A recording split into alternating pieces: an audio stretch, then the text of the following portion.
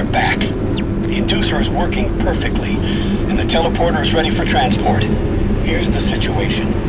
There's a teleporter outpost in the other dimension, and it's still operational. It's very powerful, and it has a range that could lead those demons all the way to Earth. I would disable it myself, but it requires 2 people to do it. One person at the outpost to initiate the teleporter, and another person here to transmit a power surge to destroy it. I know it's a lot to ask, but you'll need to go to the other dimension, find the remote outpost, and initiate the startup sequence. You're our only hope of defeating this evil. I've got the teleporter ready to go. All you need to do is go into the chamber and initiate the sequence. I'll handle the rest from here. But before you go, I want to give you my personal account of what happened here. It explains everything. The advanced teleporter, how the madness started, everything. It's over there on the console. Please take it. The world needs to know the truth. And good luck.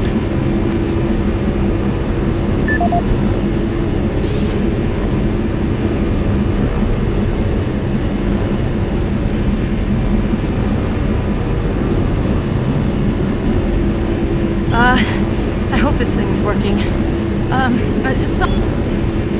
This is Bernice Tooley, Operations Coordinator stationed in Exis Labs.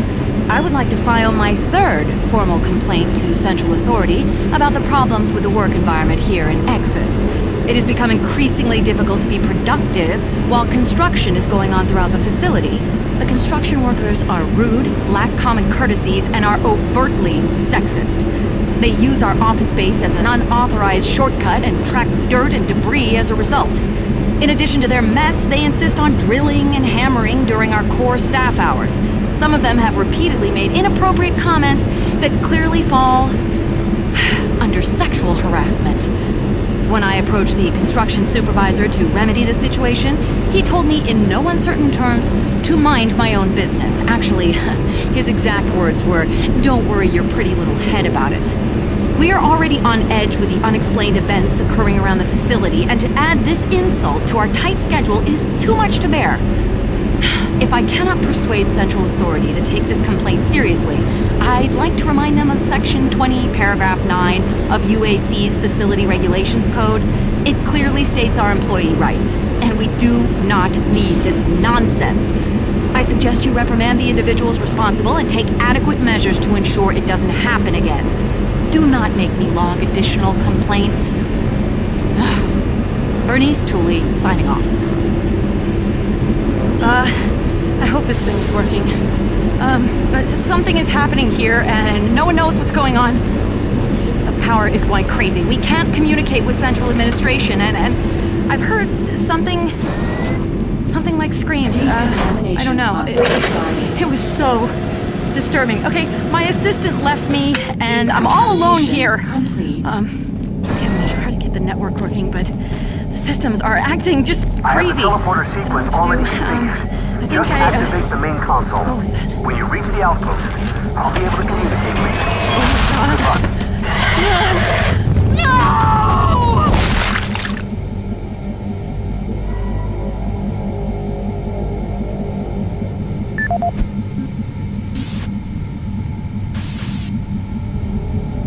My name is Dr. Richard Myers, and I'm a research specialist stationed in Exis Labs. I don't know who'll be hearing this, but I wanted to alert someone of the disaster at Mars City. What has been unleashed across this base is an unimaginable evil, and we only have a slight chance of stopping it. The research I participated in was the next step in teleportation. To give context to my research, back in 2115, UAC researchers discovered an ancient Martian civilization. At the Urbis dig site, they found a Martian teleportation device. It was non-functional, and all attempts to start it proved fruitless. It took many years, but the researchers managed to learn enough from the device and other wall carvings to reverse engineer it. The first prototype teleporter, codenamed Project Mercury, was built in Delta Labs and became operational in 2139. This teleporter was only capable of short distance travel and limited quantities of matter transference. It could only teleport a single test subject, small animals and chimps usually, across a room. Once testing intensified and technical data increased, we were able to fabricate more powerful teleporters. In Delta Labs Sector 3, Project Gemini managed to increase teleportation across greater distances. In addition to the increased range, we found we could begin transporting human-sized subjects. It was during this stage we began to see the effects of opening up these portals to that strange dimension. Our scientific curiosity overruled the obvious warnings, and under Dr. Malcolm Betruger's direction, we continued experimenting. On Project Apollo, the engineers developed a room-sized teleporter in Delta Lab Sector 4. It was capable of teleporting a small-sized team to destinations on this new dimensional plane. The expedition teams began exploring and setting up small research outposts.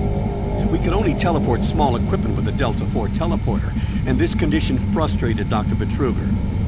Soon after the success of Project Apollo, plans were drawn and work executed on a new facility, Exus Labs. At Exus Labs, the goal was to create a large teleporter, similar in scale to the one at Urbis. It would be powerful enough to transport large equipment, even dropships, and eventually shorten interstellar travel.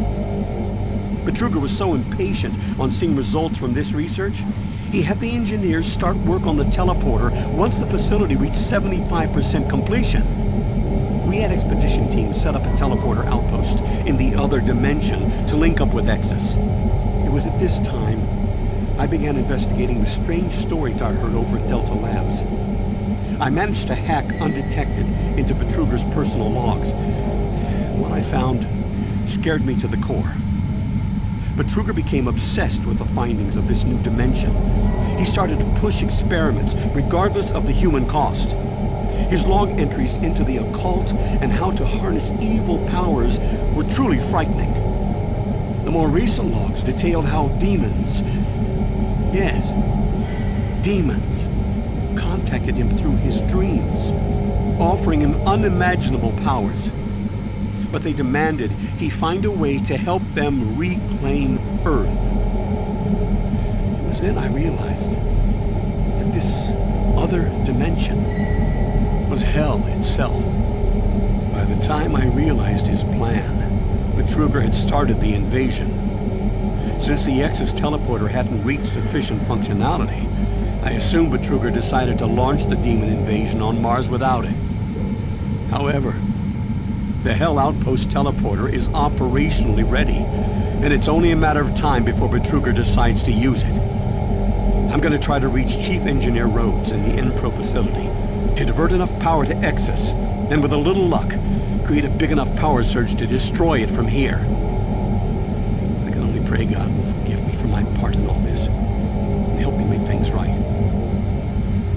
Lord, save my soul. Richard Myers, signing off.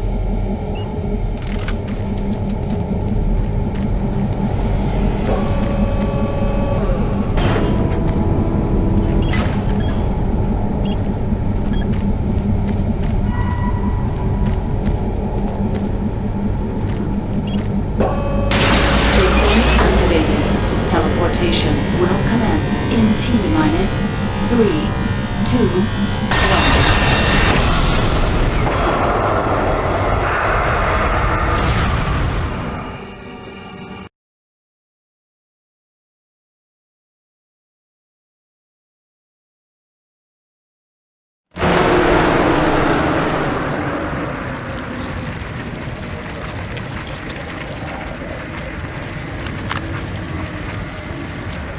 I'm detecting a faint signal from your location.